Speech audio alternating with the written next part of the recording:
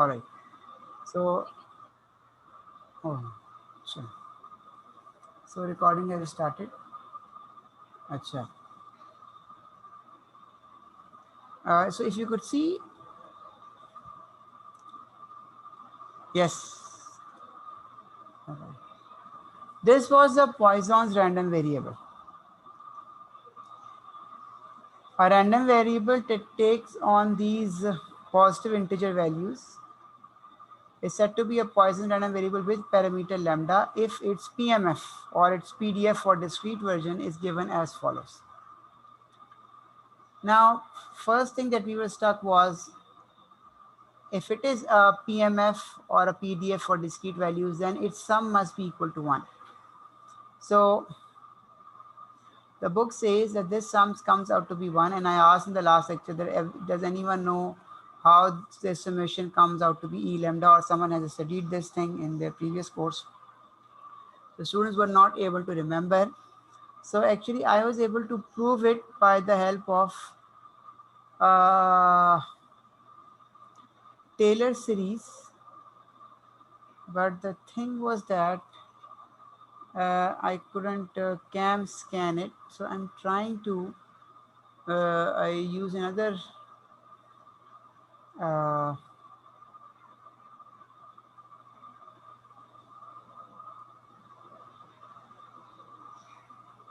so can you see the screen now of Yes, sir.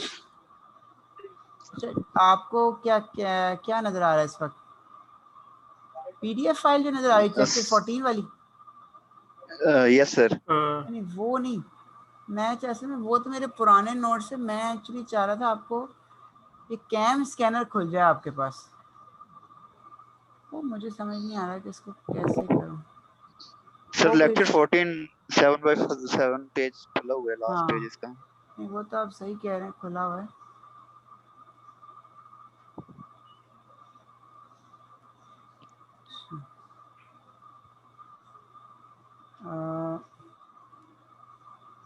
Sir आप cam scanner के ऊपर ना PDF बना के शेयर करते हैं ग्रुप में, हम वहां से डाउनलोड कर लेते हैं। हाँ वो मैंने व्हाट्सएप किया वैसे ना, अपने आप को ही फिर किया, मतलब घर वालों को किसी को, ताकि मैं उसको हमें करते हैं, हम डाउनलोड कर लेते हैं अपने पे।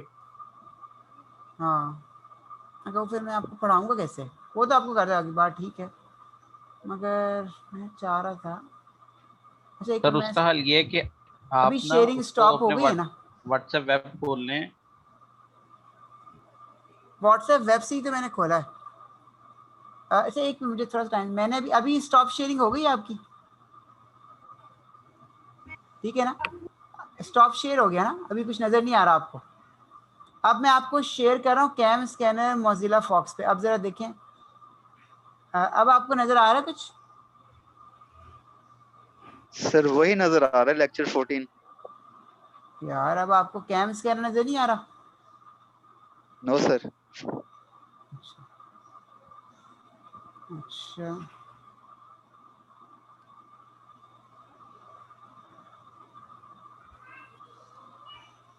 अभी भी नजर नहीं आ रहा आप लोगों को? सर अब आ गया। अब आपको नजर आ रहा है कुछ इसमें कैम स्कैनर? जी सर। पॉइजन रैंडम वेरिएबल, चलें शुक्र। यस सर नजर आ रहे हैं। बड़ी 2.24 सर पॉइजन। हाँ जी जी बिल्कुल।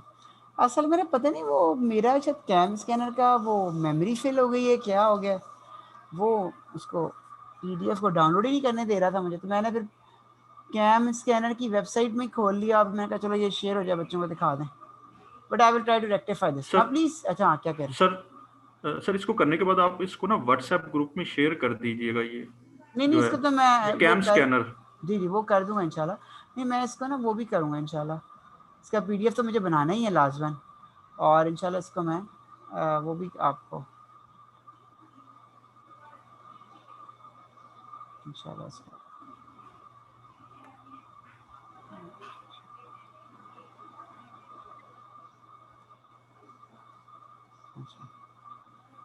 नहीं वो इंशाल्लाह मैं कर दूंगा आपको शाम में। अच्छा ना प्लीज सी, देखिए what is the problem, we know that I want to show that the summation of my PMF is equal to 1. Now my PMF is, you know, E minus lambda, lambda I over I factorial. So E minus lambda comes out. So I have to sum up over this. So I have to sum up these factorials. Now how can I do that?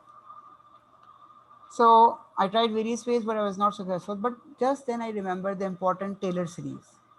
I think all of you have studied Taylor series. Another form of Taylor series is also the binomial series. All right.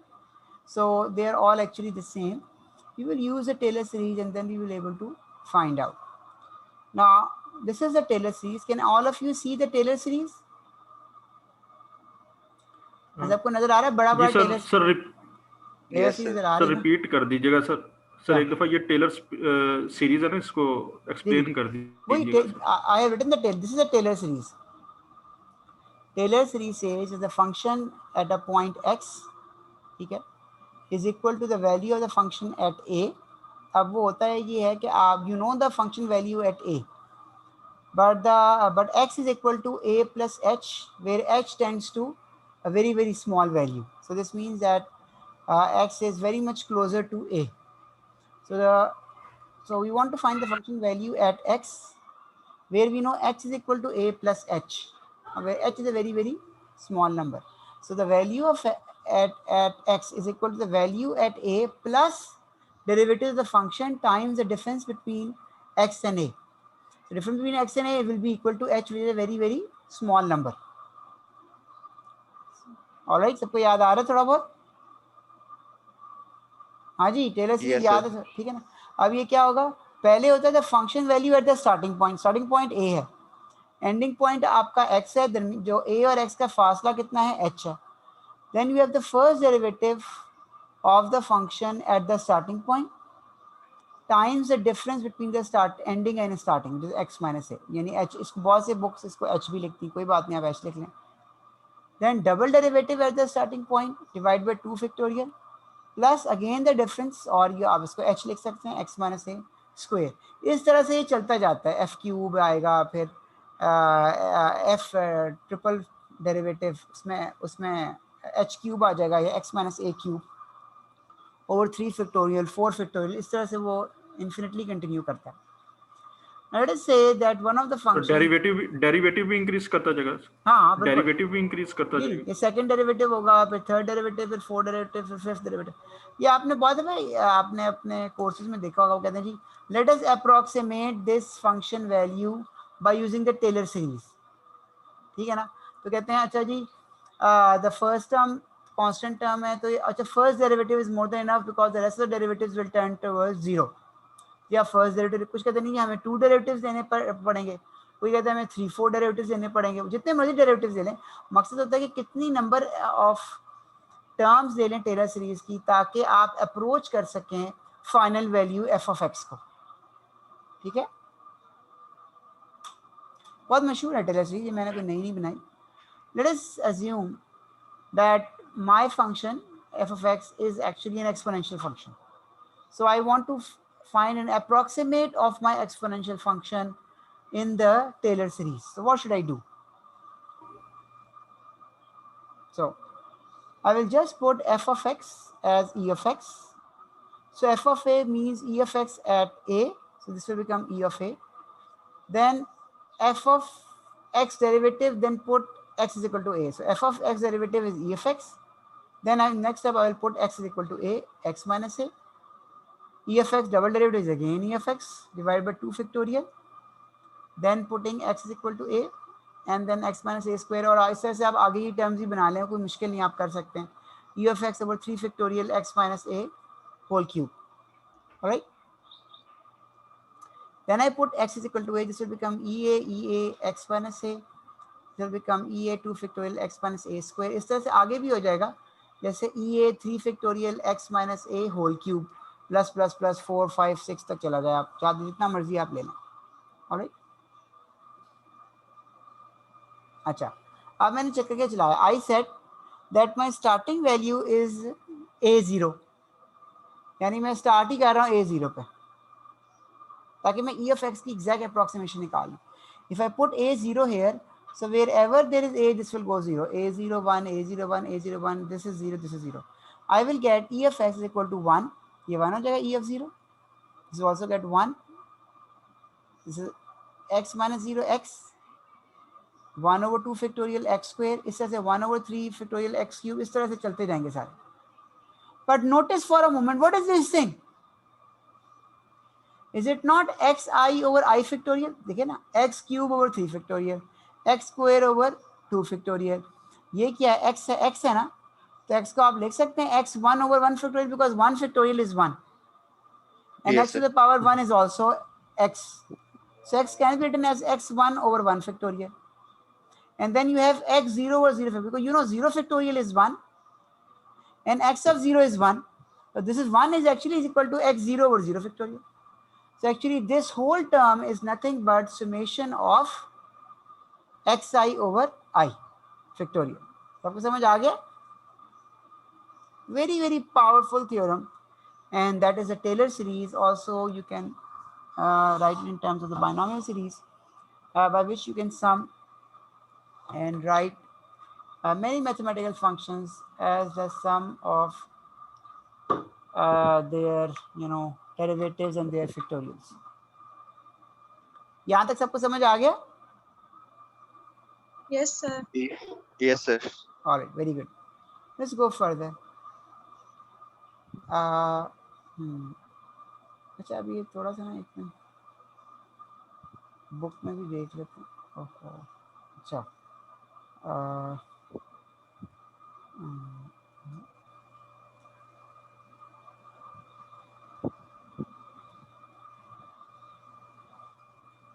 all right, let's go again to this thing. So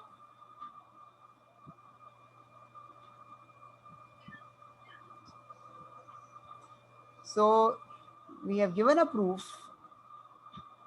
that sum of these summation xi over I is equal to E of x. If I put lambda I over I, this will become E of lambda. All right. Lambda I over I factorial summation will give me E of lambda. All right. So now if I again stop share, and then I share the screen for the book now. Now I'm sharing the book again. Can you see the book now? Are you booked? Yes, sir. So we have just Yes, seen. sir. All right. We have just seen that lambda factorial over I is equal to E lambda. Now E minus lambda, E lambda is equal to 1. This gives us a proof that this is indeed the property mass function as its summation over all the random variables, over all the values of this Poisson random variable gives us 1, which is the area under the curve of any PMF. समझ आ गया सबको? Yes, sir. अच्छा. So we will, in chapter 5, we will see its application, especially very, very important application of Poisson process that we are studying. But one more mathematical thing that we need to devise, which actually I hinted many times in previous lectures, that there is a very subtle relationship, delicate relationship between the binomial random variable and between the Poisson's random variable. Let us try to understand that. अरे सबको याद है binomial random variable? ये भूल भाल गए हैं? याद है sir.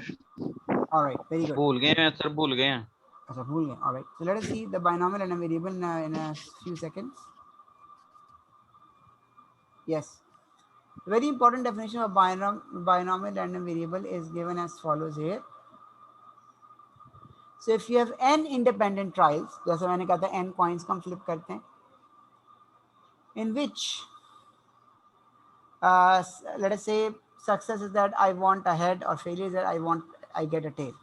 Let's say the probability of success is P and probability of failure is 1 minus P for each trial. And X represents the number of successes in n trials. Then the number of successes is a binomial random variable with parameters NP, and it is given as follows.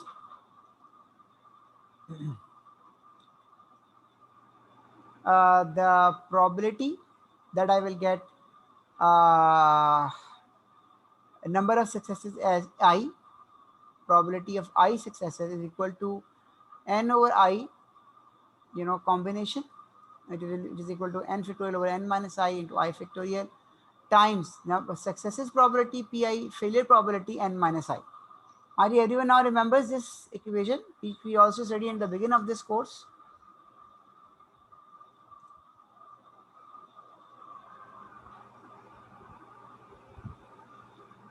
Now you remember probability binomial random variable? Yes, sir. Okay. Now with this definition of binomial random variable, I go to my Poisson's random variable.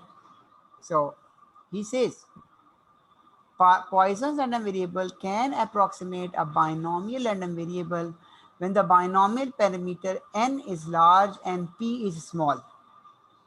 We saw that binomial random variable was defined in terms of n and p. If that n is large and p is small, then binomial random variable PMF actually becomes the PMF of the Poisson's random variable. All right, let us see its proof. Now we know that the PMF of the binomial random variable is given as n factorial n minus I factorial pi 1 minus p ni. All right, this is well and good. But now we know that it can be approximated as a Poisson's if we let n large, p small, and lambda is equal to np. This means p can be written as lambda over n. So I write this p as lambda over n. I write this p as lambda over n, and I get this expression. Hari, everyone understood with this till this point? No problem till this point? Sir इसमें lambda को n p के equal क्यों put कर रहा है sir? किस condition की वजह से पुट कर रहा है? हाँ ठीक है ना, वो तो ठीक है, उसकी वैल्यू निकाल लेता है कि p की value lambda over n, p की जगह उसको पुट कर दिया, लेकिन किस रिलेशन के तहत मतलब lambda is equal to n p के इक्वल है? हाँ नहीं, it is just an assumption because you know what is the final result? Final result is that we want to show that this distribution is Poisson's. But you know what is Poisson's? Poisson is E lambda. यानी E minus lambda है ना Poisson's में. Poisson's में ये आता है ना lambda lambda, तो Poisson में तो आपको lambda डालना पड़ेगा. All right? जी sir. So that is why we want to relate with, we want to show it is a Poisson, but Poisson requires its, you know, its parameter, Poisson's parameter is lambda. So you have to define the Poisson's parameter, he says. For that, you have to define the Poisson's parameter as NP. Polynomial का NP होता है ना, इनका product जो है ना वो Poisson's को डिफाइन करेगा. Poisson का पैरामीटर क्या होता है? लैम्डा होता है. हमने देखा था कि यही Poisson's का जो था, तो मैंने ख्याल हमने किया था कि इसका मीन इसका मतलब Poisson रैंडम वेरिएबल को बाइनोमियल उसके साथ रिलेट करने के लिए lambda is equal to np. हाँ नहीं, हम तो रिलेट क्या मतलब, हम तो कह रहे हैं कि binomial becomes Poisson's provided n is large and p is small and lambda is equal to np. So it will become a Poisson distribution with parameter lambda. ठीक है ना? Poisson क्या है? X random variable that take these positive values is said to be a Poisson with parameter lambda. Poisson parameter is lambda. Lambda. So if you want to show that a uniform random, that a binomial random variable is a Poisson's random variable, then you have to suppose these things, that n is large, p is small, and product of np is lambda. And then you will see after doing all these mathematics that the PMF comes out to be the PMF of Poisson. समझ आ गया? Sir ये जो parameters हैं n और p, ये किसको represent कर रहे हैं? आप बताएं. बाइनोमियल मैंने भी बताया आपको. n क्या था? Number of. सर n तो नंबर ऑफ उसको रिप्रेजेंट करेगा ना, रियल नंबर को 0 टू अप टू 0 टू 1 2 3 उसको रिप्रेजेंट कर रहा है. लेकिन जो p है, एक मिनट नहीं आप गलत कह रहे हैं. n किसको रिप्रेजेंट कर रहा है? ये देखिए n किसको रिप्रेजेंट कर रहा है? आपने अगर 100 दफा आपने ट्रायल्स को हाँ n ट्रायल को, और p किसको रिप्रेजेंट कर रहा है? और p किसको रिप्रेजेंट कर रहा है? तो उसकी प्रोबेबिलिटी होगी ना. हाँ, प्रोबेबिलिटी ऑफ सक्सेस. जैसे हमने पढ़ा था कि जी अगर हम कहते हैं हमने कॉइन को क्या कहते हैं उसको, कॉइन को टॉस किया 100 दफा. अब मैं सवाल पूछता हूँ, what is the probability of getting the head 10 times? तो आप कहेंगे probability of getting a random probability of getting the head 10 times, or probability of x is equal to 10 is equal to 10 sorry, n will be equal to 100. Yes, sir. All right. Yes, sir. And I will be equal to 10. 10. Number of, yes, sir. यानी कि क्या कहते हैं, I is x, the random variable, number of successes. तो ये हो जाएगा Yes, 10, sir. यानी कि 100 में से कितने 10 आएंगे. सक्सेस हो गई. हाँ, और p का 10 मगर 1 माइनस p का 100 माइनस 10. हाँ, अगर वो कहे कि number of heads less than और इक्वल टू 10, फिर यहाँ पे आपको सिमेशन लगानी पड़ेगी. अगर आप देखिए पिछले हमने लेक्चर्स में इसको किया हुआ है, जब हमने दूसरी बुक से पढ़ा था बाइनोमियल, तो वहाँ पे हमने इस तरह का सवाल भी किया था. Yes, sir. So this is P. P is probability of success. N is the number of trials, and I is are the number of successes. So we want to find the probability of number of successes. ठीक है sir. दूसरा question sir, इसमें n large कह रहे हैं आप, p small means के number of trial large रख रहे हैं और नंबर ऑफ सक्सेस को हम कम रख रहे हैं. सर इसकी क्या वजह है? नहीं, अगर आप नहीं रखेंगे तो फिर सर पॉइजन ये नहीं तो बनेगा ना. ये तो हमने जानबूझ के Yes, sir. अप्रोक्सीमेट करना. उसी सूरत में बाइनोमियल पॉइजन बनेगा जब ये 2-3 कंडीशन सेटिस्फाई हो. n large, p small and lambda is equal to np. ये करना पड़ेगा, उसके बाद होगा ना, हर सूरत में नहीं होना उसमें. ठीक है जी सर. सर वैसे भी ये नंबर ऑफ ट्रायल ही ज्यादा होंगे. हाँ, नंबर ऑफ ट्रायल्स हर है. जब हमने n दूसरा लार्ज, सोर्स बनती नहीं है कैसे. आप क्या कहना चाह रहे हैं?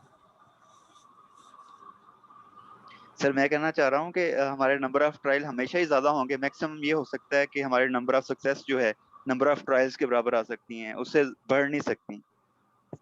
हाँ जी. बस इसमें ये कह रहा है कि हमारे नंबर ऑफ ट्रायल्स बहुत ज्यादा हैं और हमारी सक्सेस की जो प्रोबेबिलिटी है वो कम है.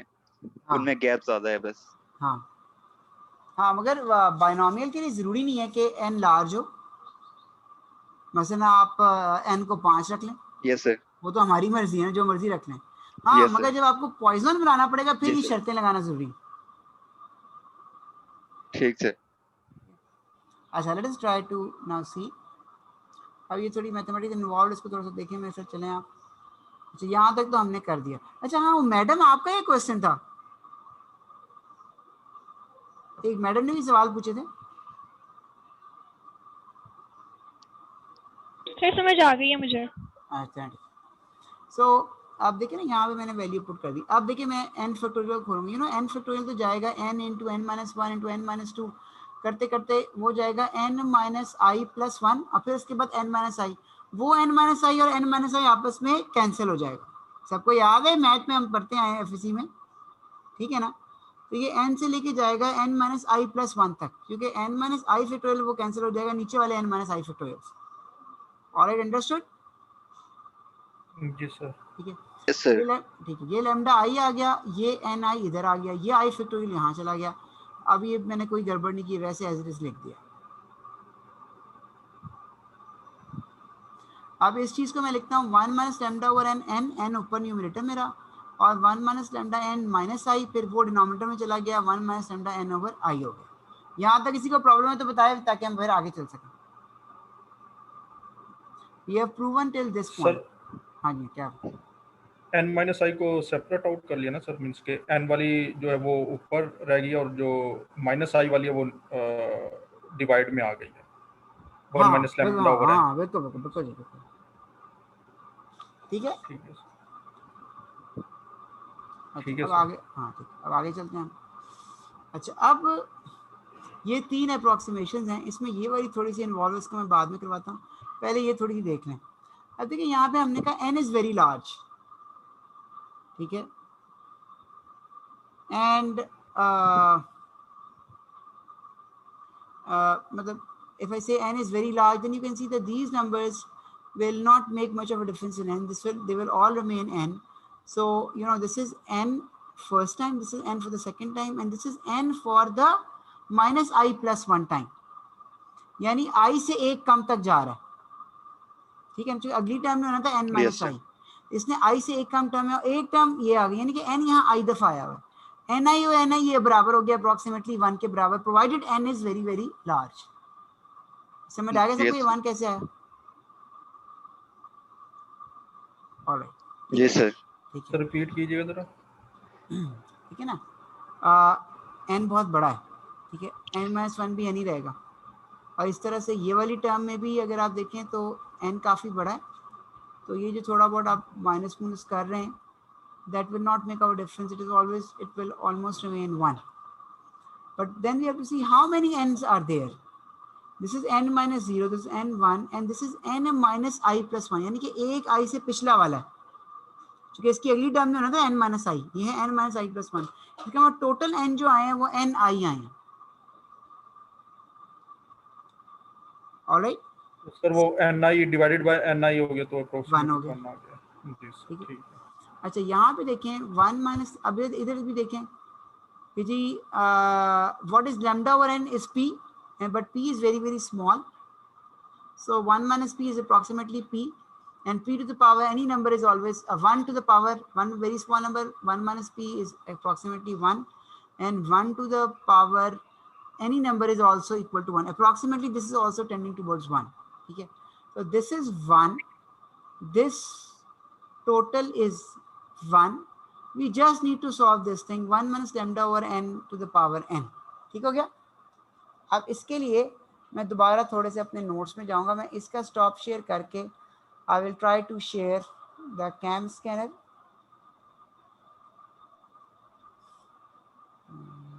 सर इसमें लैम्डा आई कहाँ जाएगा सर? वो रह गई है टर्म हैं सर, बाकी तो 1 हो गया, लैम्डा आई रह गई है sir. 1 minus lambda over n whole की n को तो अभी आप इसको सॉल्व मत कर लेंगे छोड़, ना, उससे इसको पहले मत छेड़। लैम्डा आई, हाँ लैम्डा। ये ऐसी रहेगी। जी सर।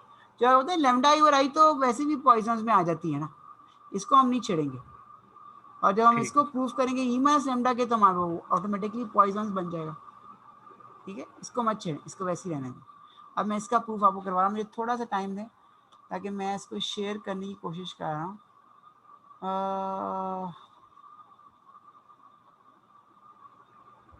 अच्छा हाँ जी, now can you see CamScanner? जी सर। अब देखें ये मैंने कैसे किया। Now we know the famous binomial theorem 1 plus xn, when this is 1 this is plus x, वो आप a को 1 पुट a plus bn भी होता है, यहाँ पे a को 1 पुट कर दें, it comes out to be this thing। ये सारा को याद है 1 plus nx plus n minus 1 2 factorial x square plus n minus 1 minus 2 3 factorial, इस तरह से वो बन जाता है। Does everyone remember this thing? Yes sir. Binomial series, all right। Now what I do, I divide x by n, no problem, so we just replace x by x over n, x by x over n, x square means x square over n square, n will cancel with this, and this will be n minus 1 over n. This will become x cube over n cube, 1 n will cancel with this, and this will be n minus 1 n minus 2 3 factorial x cube over n square, all right। Now then I do, sir हाँ जी क्या कह रहे हैं? Sir ये कौन सी series है sir? ये binomial series लगाई है बाइनोमियल सर सीरीज है, इसमें? मगर इसको थोड़ा सा चेंज किया। बाइनोमियल सीरीज है मगर बाइनोमियल में a प्लस b होता है ना, तो मैंने इसको 1 जी प्लस सर। x की टर्म्स में लिखा है। ये भी पढ़ते हैं एफएससी में। ठीक। सर ये फोर्थ टर्म में उसका क्यूब नहीं आएगा, x cube by n cube, n की पावर हाँ भी तो उसी तरह बढ़ती जाएगी। बिल्कुल बिल्कुल, यहाँ भी n स्क्वायर था, यहाँ भी n क्यूब था, मगर यहाँ पे भी तो n लिखा हुआ था ना, वो n से कैंसिल हो गया ना, ये जो n ठीक यहाँ ठीक था वो ठीक इससे सर, कैंसिल हो ठीक जाएगा, सर, ठीक है। ठीक सर। तो अच्छा फिर मैंने कहा कि नहीं एक और चेंज करें, इसको कर दें 1 माइनस, कोई प्रॉब्लम, बस आपने x ओवर n के साथ ही माइनस को घुसा देना है। तो 1 minus will be equal to x की जगह माइनस एक्स, तो ये माइनस आ गया। एक्स स्क्वायर को माइनस एक्स करेंगे, एक्स स्क्वायर करेंगे तो वो प्लस ही हो जाएगा, और एक्स क्यूब को करेंगे तो वो माइनस एक्स आ जाएगा, ठीक है। तो ये फिर आगे जितना मर्जी लंबा बना दें, this will be the formula for 1 minus x over n whole n। हाँ जी, एवरीवन अंडरस्टैंडिंग?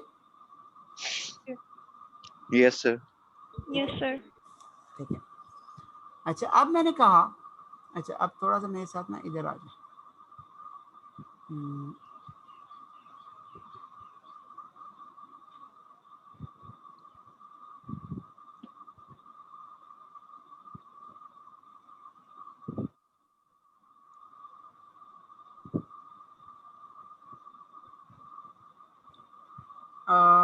ये प्रूफ मुझे आपको करवाना पड़ेगा ना, इसके लिए मैं आपको फिर मुझे इसको वहाँ ले जाना पड़ेगा। अच्छा ऐसा एक न्यू शेयर।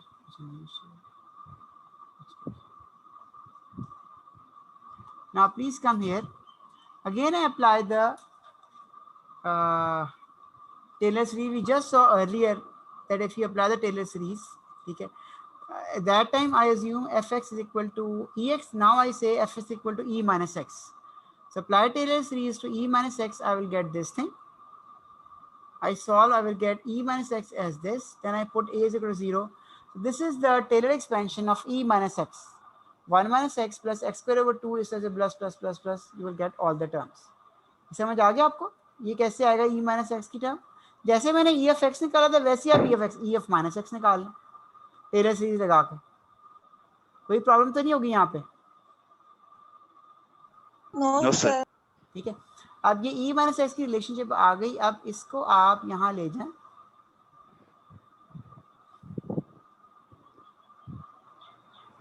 तो this is the relationship for e minus x। ये और भी टर्म्स हैं तो मैंने नहीं डाली। अब इन दोनों टर्म्स को हम बराबर करते हैं। देखिए ना 1 1 कॉमन है, एक्सेस भी कॉमन है।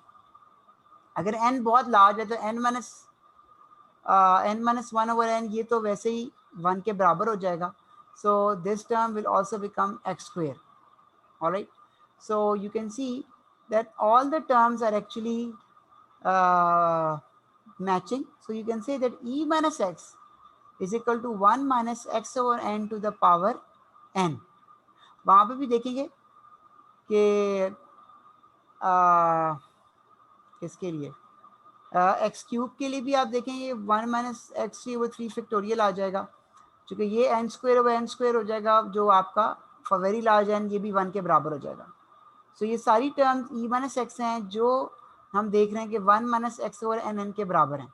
If I just replace x by lambda, then e minus lambda will be equal to 1 minus lambda over n to the power n. Or is everyone understanding?